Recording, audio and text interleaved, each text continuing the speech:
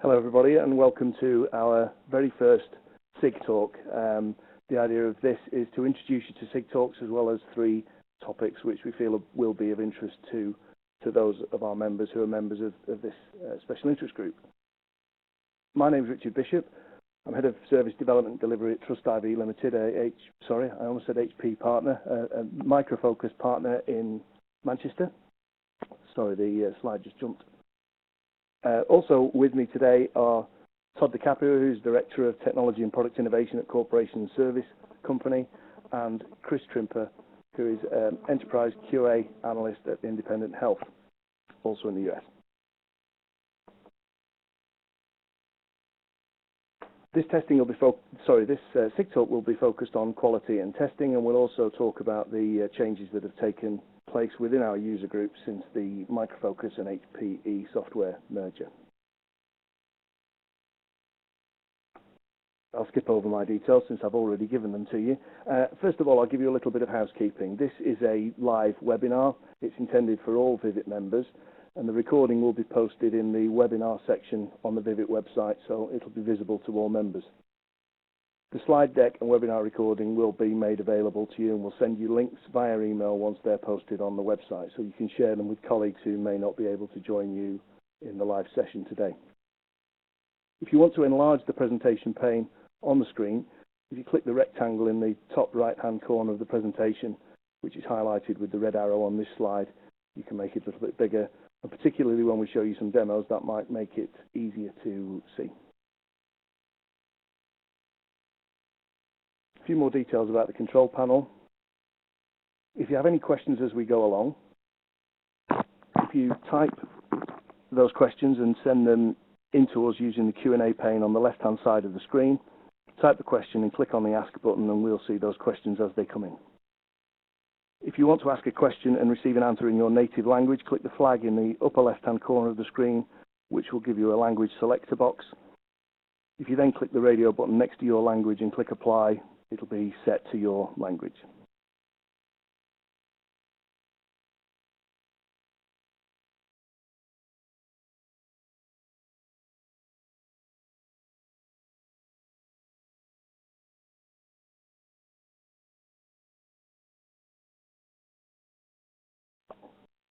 So the content for each of our SIG talks is going to be around the topics of functional testing, performance testing, and security, and how they all pertain to testing in general. Presentations will share real-world experiences, best practices, demonstrations, those types of things. And these SIG talks will be regularly held on a monthly basis on the second Tuesday of each month at 12 p.m. Eastern Time, so this time. Recordings, as I said, will be available on the website, and you can share those then for local user group meetings or use them to encourage more local discussion about the topics that we'll be talking about. We're interested in getting everybody who's a Vivit member and has an interesting story to tell to join us in these. So if you have any ideas for topics or interesting speakers, please send them on to us. If you complete the survey or get in touch via our email address, info@vivitworldwide.org, which we'll send you at the end, we'll get back to you with that. Also, you can send questions in via our Facebook page or Twitter. We have a hashtag specifically related to this, so if you ask any questions via hashtag #VivitSigTalks, we'll be able to get back to you even if you're watching the recording. So we'll obviously monitor that after this live session. So today's topics, I'm going to introduce first of all the move to Micro Focus, and we'll talk about the Discover the New sessions that the Micro Focus executives had touring the world and telling everybody about the changes, and we'll discuss how those may potentially affect us. Todd DeCaprio is going to talk about big data, AI, and machine learning and how that relates to testing. I'll then do a VTS demonstration, and Chris Trimper will do a Storm Runner functional demonstration.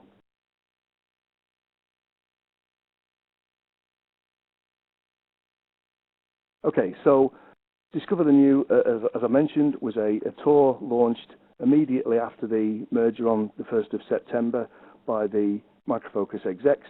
They went around 14 world cities in 4 weeks, and talked about the key tech disruptors, those being agile, DevOps, cloud, open source software, data-centric enterprises, as well as more modern technologies such as analytics and machine learning, which Todd will tell us about later.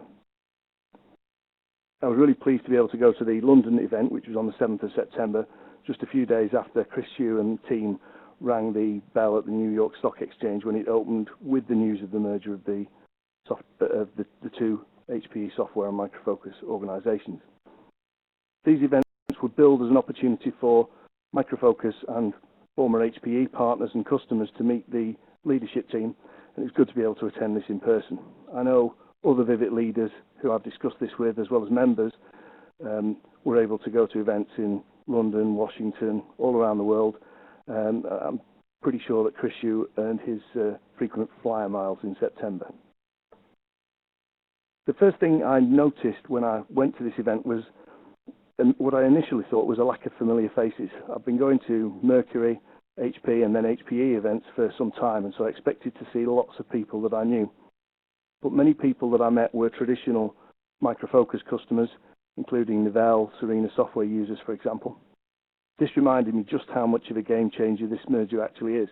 Rather than a lift and shift of HPE software into another organization, right from the start there seems to be a desire to mix lots of different customers together and allow them to learn from each other. One conference attendee told me how Serena software was helping with his release management, and I was able to advise on how LoadRunner could potentially be useful to him with his Internet of Things testing. And I can already see the potential benefits of merging these two companies, as well as expanding Vivid and allowing us to collaborate with existing Micro Focus user groups. Chris has a military background, and he stated the fact that for him the mission is everything. He expects all of his staff to be able to identify how each task they undertake helps towards that mission, and reiterated that putting customer at the centres of his strategy is key. You may not be able to read the slide in the photograph which I took, but his mission statement says, "We provide our customers with a best-in-class portfolio of enterprise-grade, scalable software with analytics built in. We put customers at the centre of our innovation and build high-quality products that customers can rely on and our teams can be proud of." You can obviously take what you like from that, but I like the idea of putting customers first, and the desire to put intelligence and analytics into every product is already being seen, and Todd's going to expand on that later. Some of the key points for me were the fact that Micro Focus and HPE Software, by merging, have become the 7th largest software company in the world. And after the main session, Chris Hugh mentioned this and took part in a Q&A session with the audience, which was really useful. And he also discussed the fact that as the two companies have merged, they have a very broad portfolio, particularly compared to some of the larger organizations to the left of them in that chart.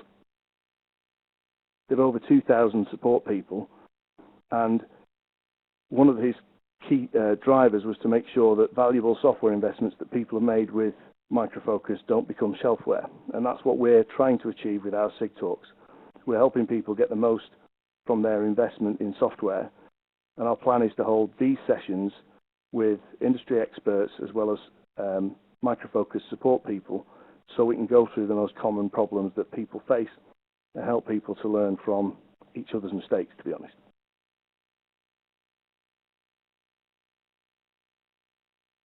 So we're pleased that this reconnection with customers is a priority for Micro Focus because it aligns well with our strategic direction. We're working on a number of initiatives such as these SIG talks, which will help us to encourage mutual support and knowledge sharing amongst our members to help people get the best value from their financial and technical investments in software. After the main session, Chris and his leadership team mixed with the attendees, which demonstrated that the new Micro Focus is very keen to hear from customers and help them with their challenges. I had an interesting conversation with him, and despite him not making notes, he still remembered to follow up via my UK-based Micro Focus sales contact within a few days. And this really impressed me because I felt that it was almost a throwaway conversation, but he took the time to follow up, which certainly impressed me.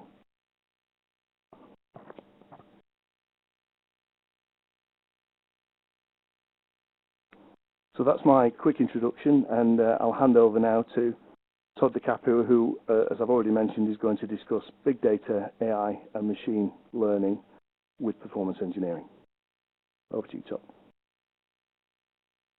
Great. Thank you very much, Richard, for that introduction. And it is great to be here as we start down this journey of a 13-month SIG Talks series on quality and testing. As Richard had shared with you, very exciting times, both with Vivit worldwide, as well as the Discover the New with Micro Focus. So again, thank you very much, Richard, for that introduction. And yes, this is going to be a fairly exciting, fast-moving talk that I'm going to share. The objective here, 12 to 15 minutes. I want to cover off on some pretty specific topics. And if you have questions, either pop them into the questions here within the interface, or you can join us at hashtag VivitSigTalks on Twitter, and we'll be able to go ahead and look at those both real-time as well as in the replay. So thank you again for joining us, and Richard, thank you for that introduction. So let's get started. Again, we're going to talk about big data, machine learning, and also artificial intelligence. So a lot to go on here. You can see this is the calendar that we've got for the next 13 months, including today. There's the hashtag VivitSigTalk for you guys that also need it visually. And here's kind of the objectives of how we will be accomplishing this, and the dates and the times, as well as a link to fill out a survey, because if you don't have a talk yet, would love to provide you, the community, with an opportunity to share your ideas, just as Richard, myself, and Chris are going to be doing today. So with that, let's kick it off. We'll look at the agenda briefly. I guess, as many of you know, I share a great passion for many things, specifically around technology and also around innovation, to name a few. But I'm sick of the hype. Again, as I look across the market and I hear the buzzwords, these are three of the common buzzwords that I'm hearing. And the reason that I'm really sick of the hype is finding people who have actually done this and survived out the other end. And I'm not talking about just in the last 6 months to a year. I want somebody who's done this for 15 years or more. Well, that's why I'm here to share some ideas. This is a lot of the things that I've been doing for the last several years. It's also something that most recently I am actively working on, pushing out something brand new for the market that will be coming very soon. But as we think about big data, machine learning, and also artificial intelligence, I think it's important that we first take a closer look. So in the agenda, you can see we'll be stepping through a brief introduction of each one of these items. Again, there's nothing like starting off a dialogue and not having a common understanding of what these terms are and the context in which we are looking at them. Then we'll take a deep dive. We'll look at some other perspectives also in the marketplace, which I think is valuable, especially looking at the future of what it means for this. And as we walk into that future, again, what are the other things that you're hearing? What are the other things that you're seeing in the market? And again, give us the feedback. Use the hashtag. Also, some of the how-tos. So as a practitioner, as someone who's had an opportunity to work on these projects, and again, it hasn't been easy, thinking about, how do you approach these challenges, especially as we think about things like performance engineering. And then I'll just do a quick wrap-up with some summary and some next steps. As you can see, a lot of my slides have this effectiveperformanceengineering.com logo on there. Feel free to go out, hit the website. There is an O'Reilly book out there that was published in 2016. You can download 3 different digital versions depending on what your preference is, but again, wanted to make that available to everyone. As far as the little icon here, I'm probably not allowed to actually say what it means, but getting stuff done is very important to me. It should be first and foremost, I believe, in all of our minds, whether it's for your business or for your customers. And again, thinking about these 3 topics of big data, machine learning, and artificial intelligence, how is it those capabilities can be used to help your business and to help your customers.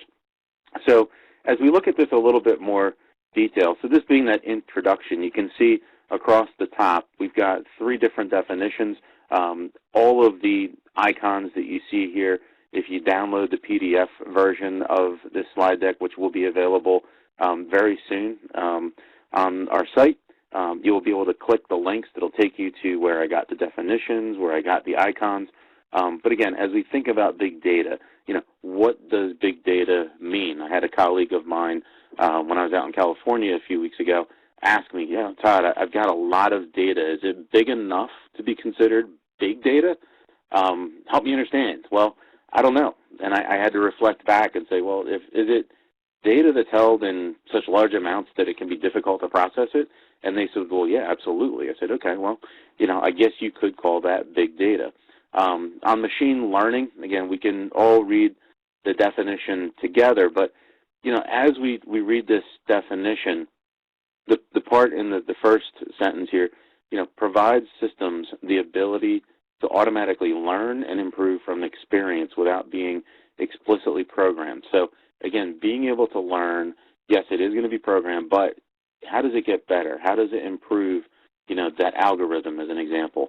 The second sentence here really focusing on that development of computer programs being able to access the data and then using it to learn for themselves. Again, just finished a TEDx event not more than a week or so ago, and a lot of these topics, again, we're talking about technology and innovation. Some of this came up with robotics. You may be familiar with Sophia. Again, these are some of the types of things as you think about machine learning, and you need to have a visual of what does that look like, starting with machine learning, and then really moving into artificial intelligence. So having this branch of the computer science that deals with the simulation of intelligent behavior with computers can be scary stuff. I know a lot of people have been talking about it recently. Believe it or not, there's already a lot out there, and you're probably using the technology every day. You just don't know that it's artificial intelligence. And the second definition here under artificial intelligence, the capability of a machine to imitate intelligent human behavior. And I mentioned Sophia. If you're not familiar with who Sophia is, she is a robot, but she also has a passport now and is considered a citizen. So, again, pretty interesting. Artificial intelligence being leveraged there, can carry on a conversation, etc. I've always wanted to share this illustration. It's one that if you and I were to sit down and have a conversation about, hey, Todd, what is big data? What is machine learning? What is artificial intelligence? How does it all fit together? I'm going to draw this illustration for you. And I think it does a real nice job of kind of tying in all the elements of data science, then looking at the big circles that you can see with artificial intelligence as well as big data. But then under that is this machine learning and data mining that is this continuous process that goes on.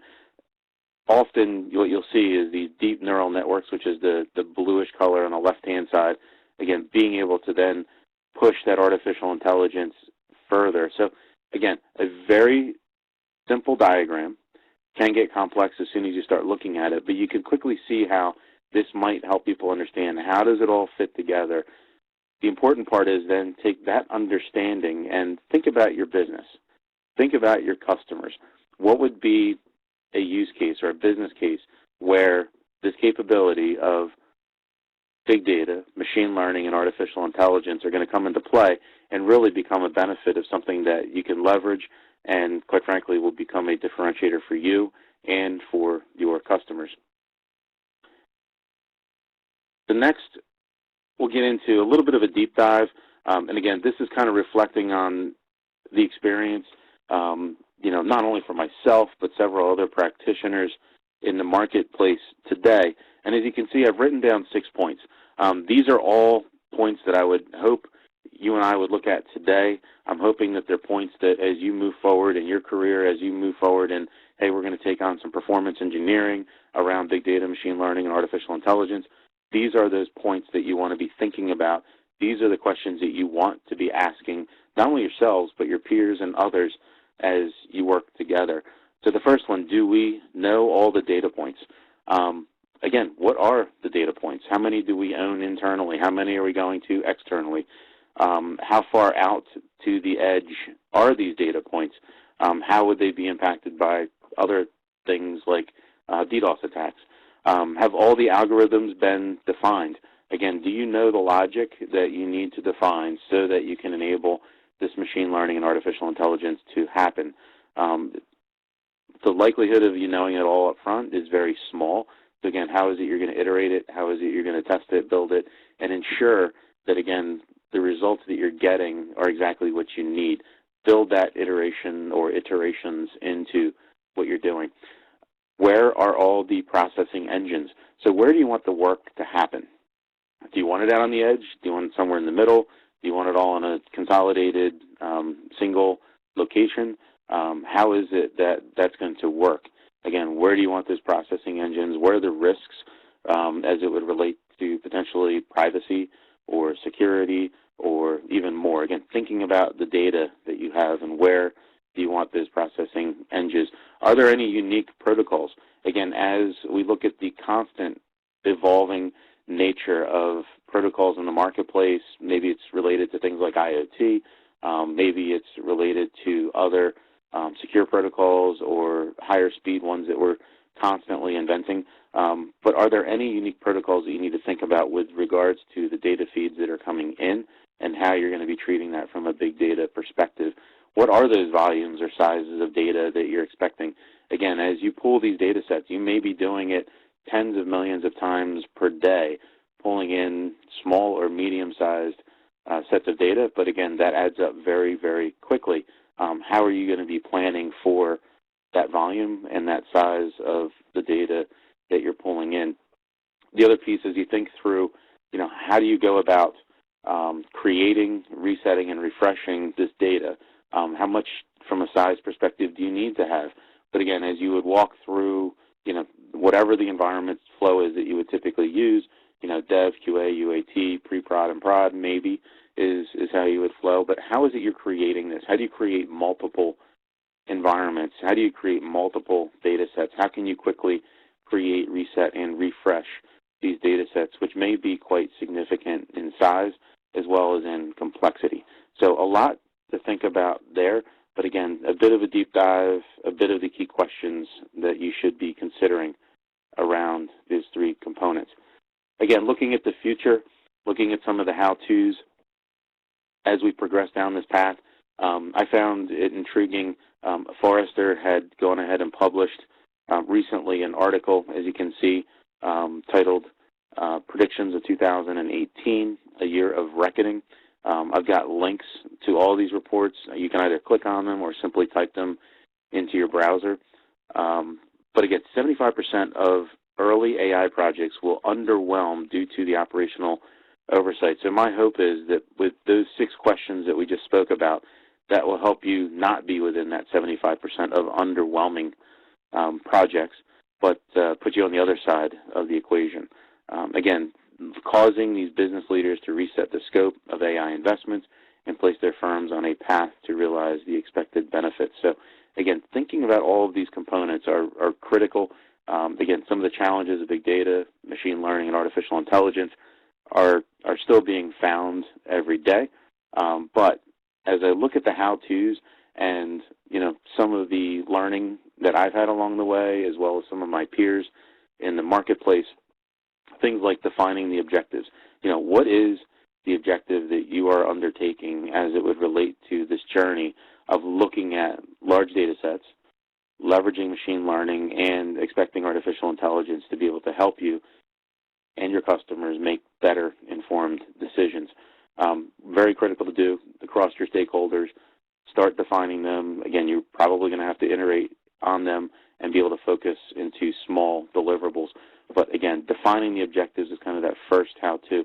Then break these down in subcycles. What are the pieces that we can deliver first? How can we start getting some of the capabilities and the value out to our business and out to our customers? The third one, mapping the flow and the scenarios. Again, typically done in front of a whiteboard or with some sticky notes in front of a wall, but being able to map the flow and the scenarios of that business case or that scenario that you're envisioning is being critical, because, again, as we think about these algorithms, as we think about the logic, that's where we need to start. Okay, so we need this data, we need these algorithms, we're going to get these results, and then the AI is going to give us these types of results. Okay. Well, we need to also think about these other bits. Creating the environment. Number 4, I briefly touched on it as we thought about data, but again, how is it that you're able to quickly create these environments? How can you quickly scale the number of environments to make it available across a variety of teams? Because who's going to be consuming all of the data, all the machine learning, all the artificial intelligence? How do you incorporate that into your workflow? Again, maybe it's a container technology that you're going to leverage. Maybe it's other technologies that you want to use. But again, number 5, we talked about creating the data. Again, what are the data sets that you're going to be going after? Again, in a very large project that I had the opportunity to work on, we only had about 2 or 3 of the data sets internally. Had to go externally for the other 20-plus data sets. So again, how is it that we are creating that data for our pre-production environments to verify and validate not only the data, but also into number 6, which is validating our algorithms. Because if you're doing logic, you're doing calculations, you're getting those types of results, you want to make sure that the algorithms are correct. Number 7, you want to validate the data, you want to validate the feeds. Again, as we think about machine learning and what these algorithms will be doing and adjusting to as they continue to learn, we want to validate that that data and those feeds, not only coming in, but what we're storing and sending out is also accurate based on our expectations. Lastly, number 8, review the results. This could come in many forms, and again, whether it's looking at the data that's being stored, the machine learning and the logic that's happening there, kind of in the middle, or the end result from your artificial intelligence interface, whatever that may be. Maybe Sophia, maybe another voice interactive device, it may be a vehicle, it may be an IoT device. All of these pieces, you need to look at those results that are coming as a result of what we just walked through. So again, these are a few, where are things going in the future? Here's a link to the Forrester predictions, and then also from a how-to's perspective, the 8 critical points that I would suggest you have a look at. A little bit of bonus content for you. One of the areas that I've spent a lot of time on is, how is it that I can help to improve mean time to resolution with some incidents. And just wanted to share very quickly a blog that I recently read published by Dynatrace. So this is showing how they're helping to automate and mitigate with AI data. So as you can see, what's being illustrated here is, we pick up an incident that's happening. We're connected to a variety of different tool sets that we have in the environment. And then as we look at, why is this happening, we're reviewing all of that different data. That's illustrated in points 1, 2, 3, 4, and 5. The last one there is the impact mitigated, yes or no. And then if it's still ongoing, let's go ahead and initiate a rollback. Again, communicating that out to that tool to be able to initiate the rollback. If it's still ongoing, then we escalate. So again, this is just an example of how other organizations and software vendors today are trying to leverage big data, machine learning, and artificial intelligence to help you. So again, a very simple example, but this is what's happening, not only, I'm sure, things in your organizations, but also things in commercial software today.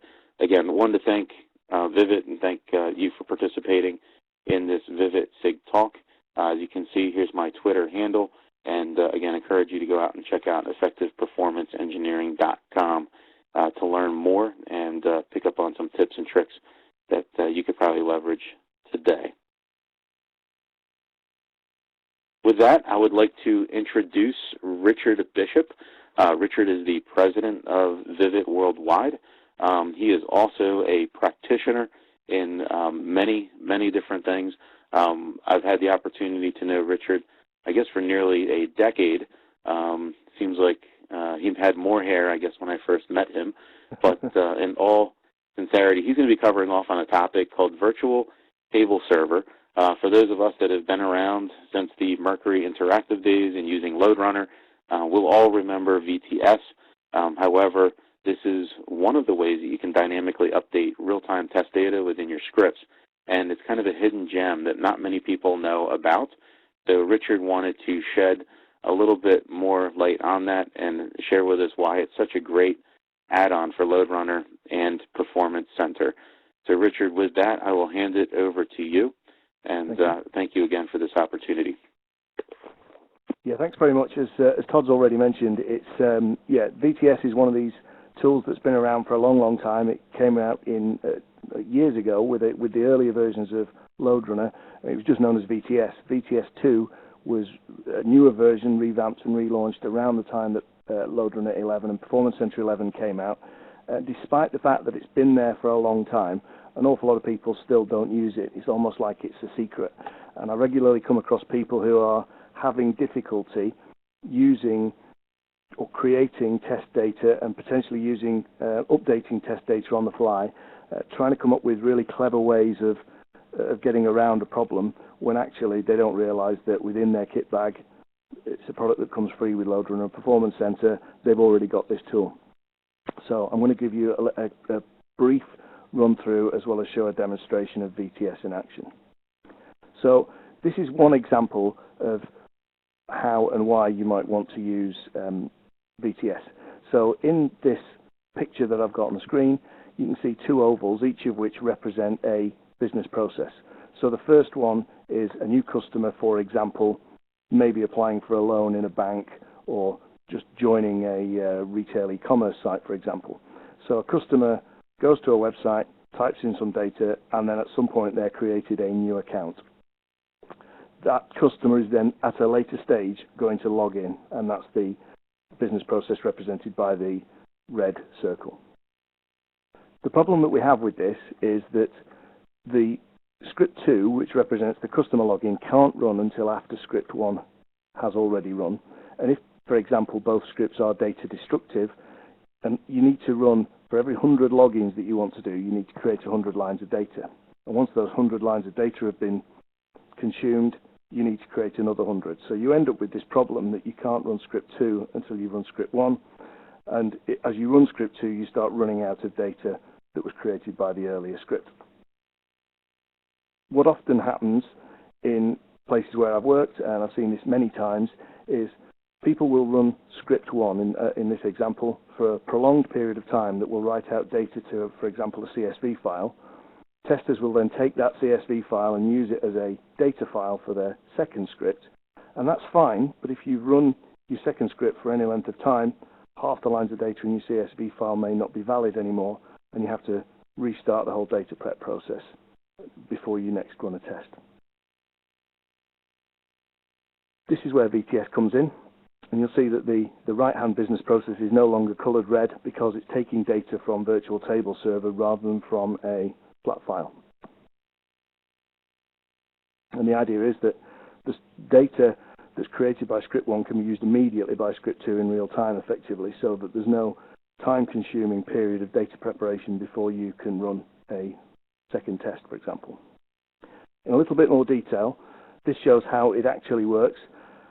So the first script takes in a row of customer data from a table within VTS, and in my example appends a timestamp to it to simulate a business process. The first script, VTS 1, then takes information and writes it out into a second table, with again held in VTS, and then a second script takes that newly created data. But rather than talk you through it on the screen, I'll show you a demonstration. We had a technical difficulty which meant I couldn't show it completely live, but I've got a video which I can talk you through. So the potential jeopardy of showing you something live has been replaced by the potential jeopardy of a video running too fast for me to describe what's happening. So we'll see how that goes. If you want examples of these scripts, I have a GitHub repository where I've got a whole load of LoadRunner sample data. That's the URL for a folder containing the two scripts which I'm about to demonstrate, and so that may well be useful to you. And if you want to have a browse around in there, there's a whole load of other LoadRunner sample scripts that might be useful to you.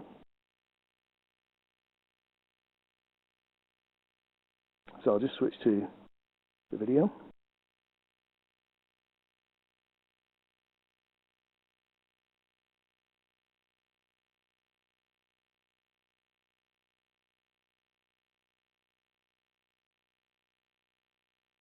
Okay, so this is what it looks like immediately after you've installed Virtual Table Server. The default port, as you can see there, is port 4000. So if you install this on a machine, browse to port 4000 on that machine, that's where you'll find this interface.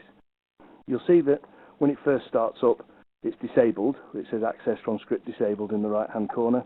And it also shows the default port that scripts will connect to. So you've got port 4000 is where you manage it, and port 8888 is the default port where your scripts connect to it.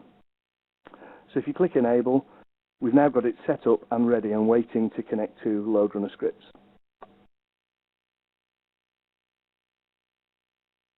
In our case, we want a second table to take the data, the output data effectively from the first script, and that's done by clicking Other Instances. In this case, I'll just call it Table 2 and set a second port. Makes sense just to go to the next port up, treble 89.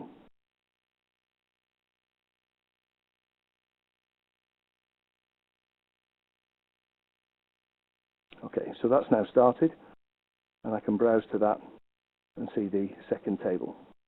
So I've now got two tables that I can look at in my browser in real time, and are now ready to take and give out test data.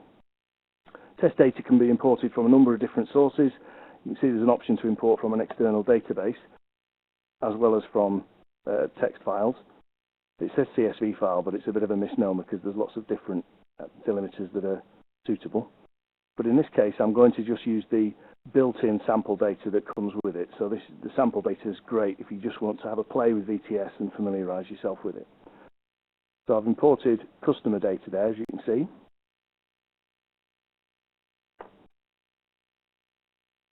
The good thing about VTS is that it's possible to dynamically edit these customer names, for example.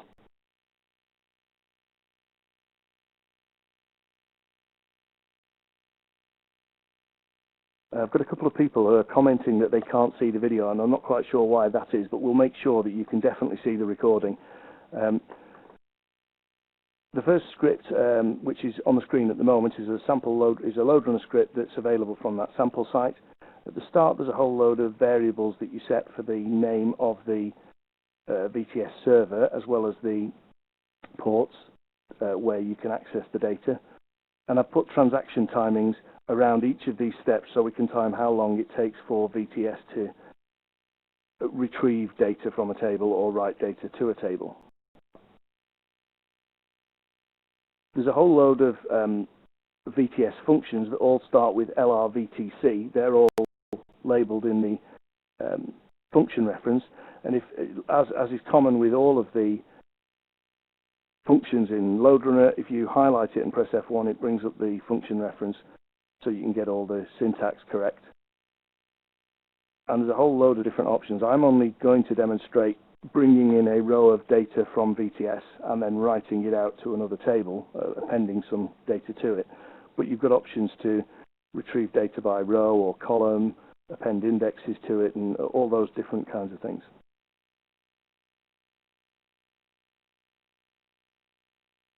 So after importing a row of data, the next step is, in this example script, to append a timestamp to it, just to show that we're doing something in real time.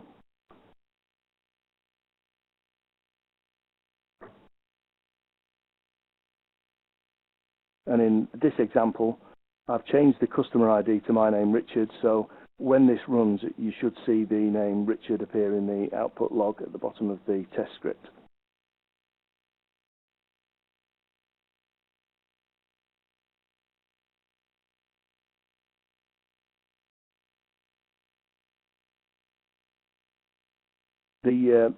Because I'm bringing an entire row of data, I'll end up with a whole series of variables brought into my script. So in this case, customer ID, company name, and so on, as well as the timestamp that I've added. So what we should get in the second VTS table when this script runs is a line of data exactly the same as it appeared in the first table, but then with the timestamp appended to it.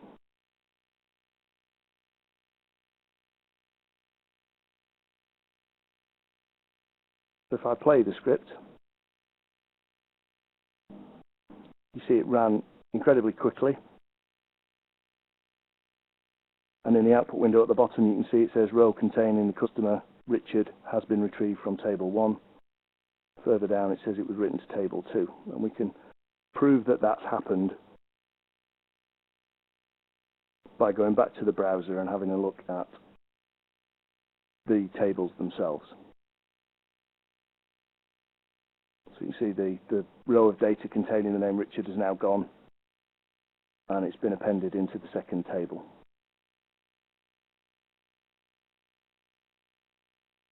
So that proves it works for a single user, but obviously the next step is to run this at load. And the good thing about VTS is it is very scalable. So the second script is almost identical to the first one. The only difference is all it's doing is taking data from a table.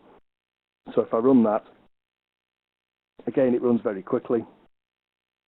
And it gives me an update to say that the row containing customer Richard has been removed from the VTS table. And this has come from the table on port 8889, so we know this is our second one.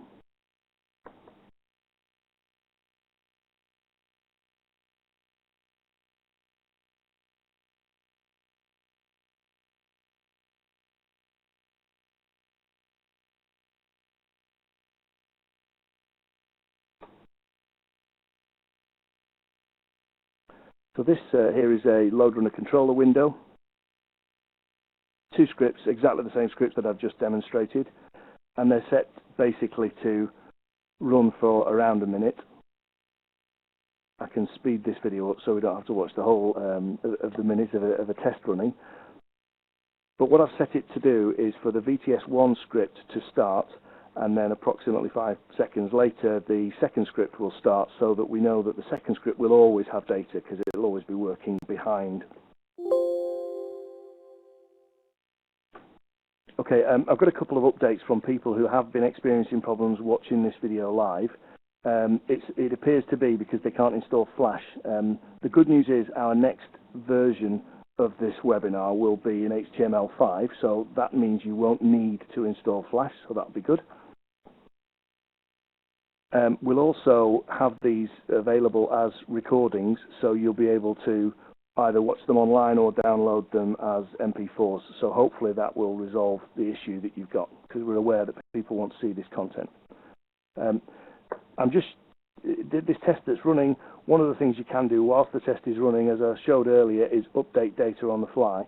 And that's a great advantage of being able to use VTS. You can't do that with CSV files that are obviously packaged up at the start of your test scripts. So I'm not going to keep going because I'm well aware of the fact that immediately behind me is Chris Trimper, who's waiting to do a demonstration of Storm Runner Functional, and I don't want to crash too much of his presentation time. But that's giving you a quick feel for how VTS works, as well as some of the rapid response times. You've seen from the graph that's online now that it's taking data typically in around a millisecond from VTS, and it writes at the same speed, so it's incredibly fast and scalable. So very useful if you want to either create data on the fly, or for example, if you're testing something like a web service, you may well be given an authorization token that expires after a period of time. So you might want to maintain a cache within VTS of recently issued tokens that can be used by various scripts. So there's lots of potential reasons why you might want to use VTS. Hopefully I've given you a flavour of those. As I say, the recording will be available for those who, I think there were a couple of you who missed it.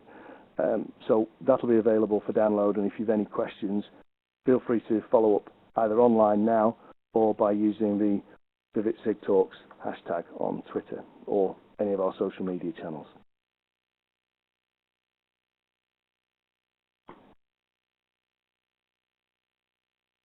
Okay, so I'll hand over now to Chris. Chris is an early adopter and beta tester of Storm Runner Functional. He's been using it for 6 or more months, and I first saw it when he demonstrated it to me when I met him in June of this year at a Vivid meeting.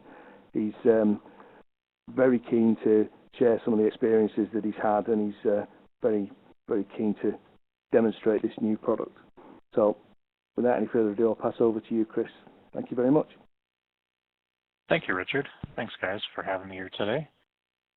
So as Richard pointed out, I was an early adopter to StormRunner Functional through beta testing, going through different cycles, checking out new features as they come, waiting patiently for new features to try out.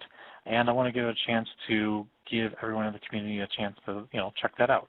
So we're going to start with a couple of quick slides, and then we're going to get into the actual product itself. So why is something like StormRunner Functional enticing to me? Well, the web is a pain, devices are a pain, and functional automators like myself, we are lazy. So I don't mean that to be negative, it's just take it from a sense of lazy equaling trying to be efficient, not wanting to do the same thing over and over again, and not wanting to get hit up with obstruction after obstruction in your workplace. So let's look and see how these problems of mine are solved with StormRunner Functional. So how can it help? StormRunner Functional brings a one-stop shopping capability of testing to folks who are doing anything web or mobile related. We can explore, we can execute, we can report, we can record, both web and mobile. From the exploration point, we can choose any device, any OS and browser combination, and all of these things are available to us on demand. For those of you not aware of StormRunner Functional, I probably should have started with this. StormRunner Functional is a automated and manual functional testing tool provided by Micro Focus that is 100% cloud-based, which is very cool because cloud-based provides us the infrastructure and the capability to do things without having to have any on-premise initiatives. So if you're like me and it takes weeks and months in provisioning of servers to get new features and capabilities into your environment, that can be rather difficult. But to have it all available to you in the cloud and available today, it is very, very nice. Execution, we can execute cross-browser. We can execute with various screen resolutions, and I have much better renditions of these screenshots in the demo, so don't try to breathe in. They're very difficult. And you can go across operating systems. So everything that you would normally need in a web testing tool is available to you in the cloud with your existing Micro Focus automation tools. So what can it execute? Remotely, meaning from my desktop, pointing these to the cloud saying, hey cloud, run my tests. I can do UFT to StormRunner Functional. I could do LeanFT to StormRunner Functional. And it's very interesting that Richard was talking about the Mercury days, because now I think there is no more selenium solution for mercury poisoning of days of old. Selenium and mercury can live together. You can run your selenium tests alongside your what was once a mercury tool, then HP, and now Micro Focus, and they all work together, and it works really well. If you don't want to run them from your computer, you want to go full standalone, you can upload them. You can upload your UFT. You can upload your LeanFT, and you can upload your Selenium tests all into the cloud and run them fully from the cloud. There's a lot of great reporting and metrics in the dashboard where you can see your trending, your results, what's going on now, and other interesting dashboards. Newer features being added are analytics, so you can tie into your Google Analytics and be more intelligent when choosing your tests. In your testing tool dashboard is now your analytics, which will give you the capability to properly choose what browser combinations, resolution combinations, OS combinations based on your end users.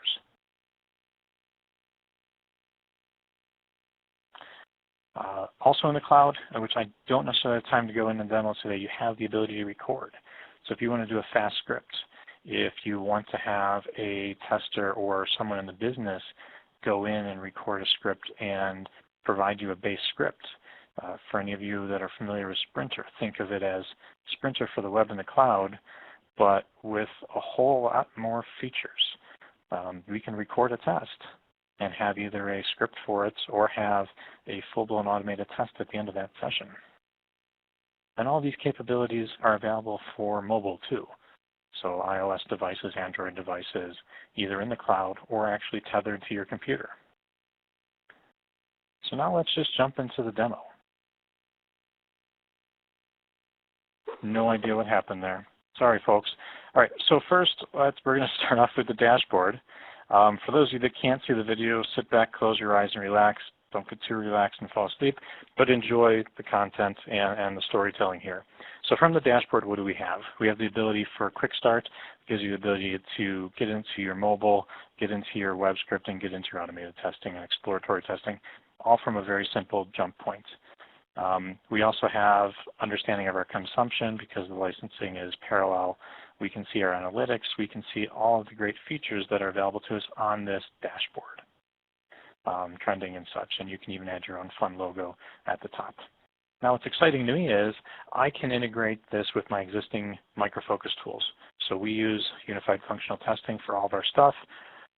We now have the ability to extend it into the cloud for testing. Again, really, really exciting for me. Think about all of your web woes and having to have machines on campus with different browsers, different OSs, figuring out the right screen resolutions if that's a problem for you, just maintaining these things and having to have them sitting around and either just having the bare minimum because that's all that the budget allows in terms of resources, or having this plethora of virtual machines that you got to mess around with. God forbid they're real machines, because that would be a lot of heat. Having to have these all sitting around and having to work with them, that's all now in the cloud capable for you. So it's as simple as going in and setting up your StormRunner functional account in your unified tester. They provide you with a client ID, you connect it, and it's a piece of cake to do. When you go into record and run settings, you can choose StormRunner functional, just like you would normally choose your local browser, but choose one from the cloud. You are presented with a variety of OSs, a variety of browsers, including even some beta versions of browsers, which is kind of cool. And you're also provided with a variety of resolutions that you're able to use for your test. So I built a simple test here for the Vivid website. Don't gauge me on my coding. It was just a really quick test for the purpose of a demo. And this is going to run in the cloud. So you can see it starting up in UFT. And if I jump back to my browser, you'll see, hopefully in the upper right, you'll see a little thing denoting that the test is running. Now this test is going to take about a minute or so to run. And instead of sitting here and humming the Jeopardy song to you, I'm going to do a fast exploratory test. We're going to multitask. As I mentioned, this is a one-stop shopping for all of your testing needs. So what about your manual testers? What about the need to just latch onto a browser that you may not have access to? StormRunner Functional does provide that for you in addition. So here I chose Windows 7, Chrome, and a particular resolution that I wanted to test with. So I've set that up, and I'm going to start the browser. Now what's really cool is what's happening here is a machine is being provisioned for me, and it's being set up with the parameters I chose, and now I have my browser available to me. So I'm going to go to our corporate website, independenthealth.com, and I'm just going to do a really simple test. Now while this page is loading, something important to note is I mentioned the machine is being created for you. If you're in an environment where data at rest is a potential issue, or PHI or other things, the machine being created for you to run your test is destroyed, which is great because I don't have to worry about my data sitting around, ready for someone to access. So back to the test. We're going to do a simple test to find a doctor. We're just going to click something from our quick list of popular searches, select an I don't know for a plan just for a quick sake of a test, and do a fast search. Now what's neat is there's a storyboard being built for me as I'm clicking through this. So notice that all the steps that I'm doing are being recorded here. So I can go back interacting with the web browser, and I can maybe change and expand the radius of the search that I did. And when I expand that, all this is being recorded in that storyboard there. So what if I want to, maybe take proof of something that I did? So I can take a screenshot of that, and I can, highlight things with a little basic markup. Sorry, that was a really dismal circle, but you get the point that you can mark things up. And what's neat is I can save that, and that is going to be readily available in that storyboard. I can even add comments in there, maybe talking about what I did in this particular test.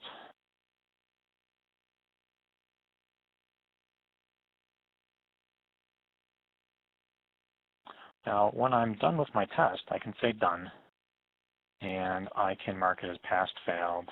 But when I save this test, those results are going to be available to me.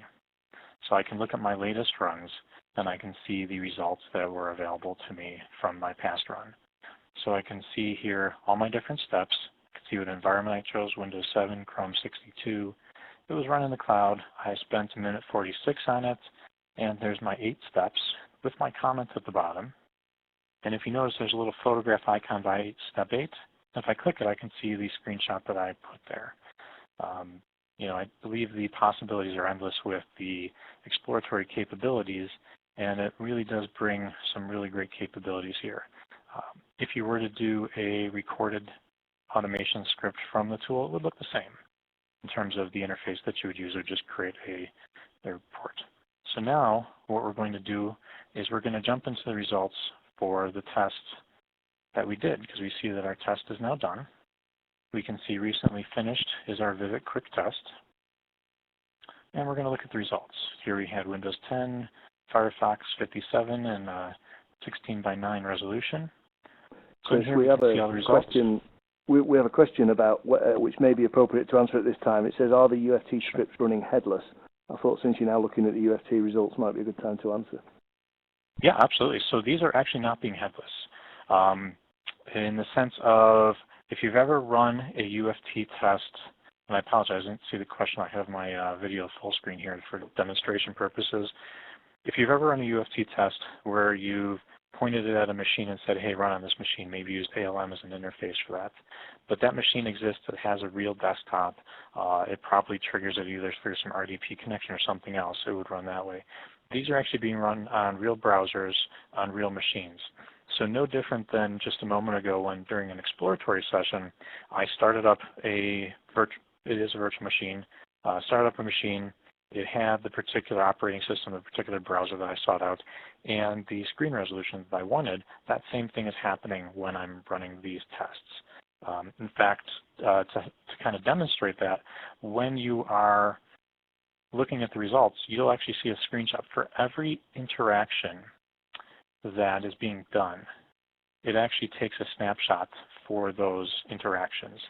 So as it's doing the click, as it's doing the checkpoints and different clicks and interactions with your website, those screenshots are being captured. Probably because you don't have hands-on to that machine like you would in a world where you have the machine on-prem. It gives you the insight into that. So these are all real operating systems, the proper browser actually being run through there. I mean, they don't offer the capability to RDP into it while it's running, but these are real browsers. There are headless possibilities with UFT, but those would be on-prem and likely discussion for a later date. And if someone's interested in that, please fill out our survey with some details on desires of headless interaction with UFT. Thanks, Chris. Certainly. Looking back at the results, every page that you visit you can see a little thing in there that had the number of milliseconds. So it's kind of nifty. They put some client-side performance metrics in the result sets here. As we look through the results, I'm thinking, well, these don't feel like UFT results, but if I go into the details step by step, I can actually see a lot of the properties and values that we're accustomed to working with in object repositories and within the user interface. And we can see that those screenshots, we can pop them up, we can see more details on them without any issue. So, all right, we're thinking that's great and all, but that's just single-threaded. How can this do more for us? So something great that we can do that was introduced just recently. So with the combination of StormRunner Functional and the latest version of UFT 14.02, there's a new feature available for us. It's Upload Test. We can either upload a test that's existing on our file system, or in this case, I'm going to upload the test that we have open. So choose the Upload Active Test, do a quick save, give it a name, and we're going to upload it. This is now sending that test, I believe packaged, probably zipped. I didn't look in the details, but it's sending that off to StormRunner Functional for our consumption. Once it's done, it tells us where it's at. I don't need to click on the link. I already have StormRunner Functional open, so I'm going to switch back over to it. And we are going to just dive in and use that.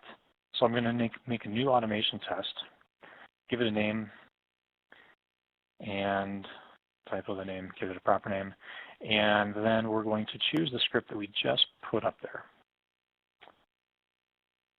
So we'll go and look. We see the UFT icon there, so we know that's our UFT script. It's a little tiny triangle, hard to see on this screen, but trust me, it is there. We're going to choose it. If there were multiples we wanted to choose, we could, but for time's sake, we're just going to do the one. Now, after we chose the script, we need to choose the environments. My instance has 6 concurrent capabilities right now. Let's load up 5 browsers at random, and we'll just kind of plug some in there between Windows 10, 8.1, and Windows 7. Do have the ability to do Linux, and I've heard that Mac is coming soon.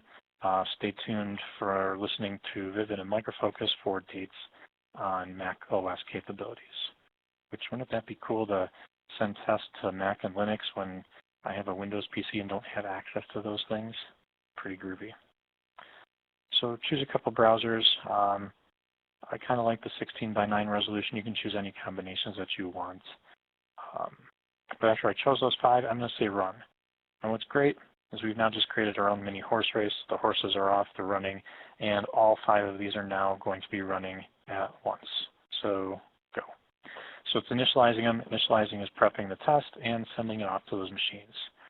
So if we look, we have 1 test that is running, but we can go back to our home screen and see that we now have 5 of our 6 parallel threads being run.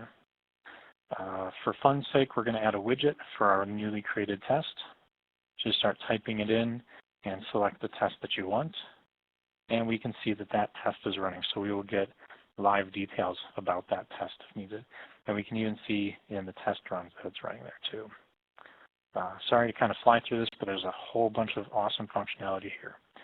So again, to make the most use of our time, let's just pop over to Mobile Lab. Mine are currently offline. I don't have mobile in my instance at the very moment, but I can assure you that we have done a lot of work with mobile. Works out really great, both iPhone or iOS and Android. And I even did a trial with tethering in an old Samsung Galaxy of myself through a USB cable to my laptop, and that's that SCH I535. Yes, folks, that's an old Galaxy. But it worked great, tethered into my laptop, and it became part of the Cognizant Cloud that is StormRunner functional. So you can actually expand your devices that way as well. So you can see you would set up a mobile session in the same way you would do with a web session. And for time's sake, we're going to kind of bump this for a minute and not go through it in full. I do know there's a variety of videos out there from Micro Focus, and they do work in the easy way that they have illustrated. So it is the way it works. You can even attach apps to a mobile device, which is really great. And if anyone's used Mobile Center before, this is basically all the functioning of Mobile Center in the cloud, again, without having to set up the on-campus, on-premise Mobile Center functionality. So while I was kind of going through that little fast thing, the tests are done. All 5 are done. Amazingly, they passed. I say amazingly because it means I must still know how to script something. And let's look at those results. So we can easily see all 5 instances there. They're grouped by operating system and browser. They're all in the green. Maybe I should have made one fail for fun's sake, but I didn't think of that. And we can see all the statistics for every page load. So those numbers across are our steps, and each bar represents a different OS browser combination. So it's kind of neat. We get a little bit of performance data here. We can do a neat thing where we can do comparison and compare 2 different test runs. So notice as I choose the browser, the environments will change, and we can scroll through and compare them. So if you had an instance that was failing in one browser and not another, you could look and see what the actual behavior was of those. You kind of bounce through the steps and they keep them in sync, and it's quite nice to have that capability to see. And again, there would be screenshots for each and every one of these.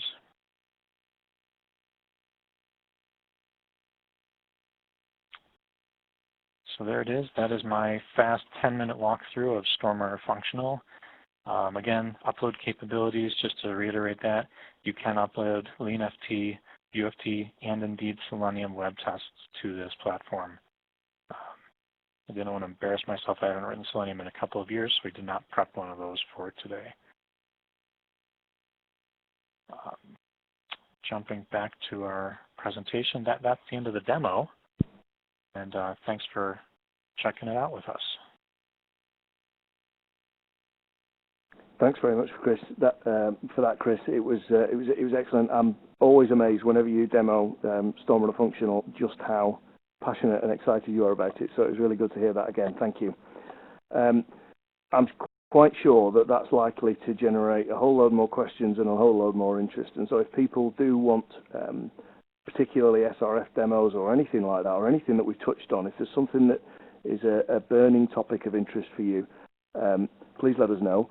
Answer our survey, and if you want to either speak or suggest somebody else who's a good speaker that we may not yet have approached, then please let us know, because we'd like to make these sessions as interactive and as member-driven as possible.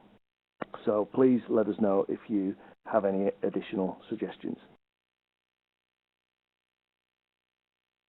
Just to make you aware of one other webinar, there's a Vivid webinar tomorrow, which you may not have heard of, around data center automation.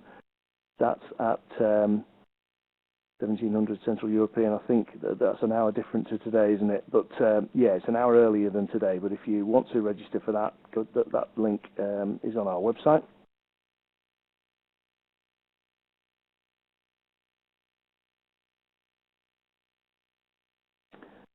And as we've already mentioned, if you could complete the short survey, that would be great. And we'd like to take feedback from you and make sure that you get what you want from these presentations. We're aware that two of you who made comments said that you're having difficulties watching those videos. That shouldn't be an issue in our next platform. As I mentioned earlier, this webinar platform is being upgraded in January to HTML5, so there will be no requirement for Flash, which is a big improvement. And it will mean that we'll be able to do live demos rather than having to show you a video. So it'll be easier for us to do a handoff between multiple presenters doing live interactions. So that's something to look forward to in January. We'll send you details of the survey, so if you can complete that, let us know the sort of thing you're looking for, then that would be great. And that's it. So thank you for joining us. We hope to see you soon. If you feel that this content would be of use to your friends or colleagues, please let them know, and be sure to share the links or interact with us on Twitter or our other social media feeds. So thank you once again, and goodbye.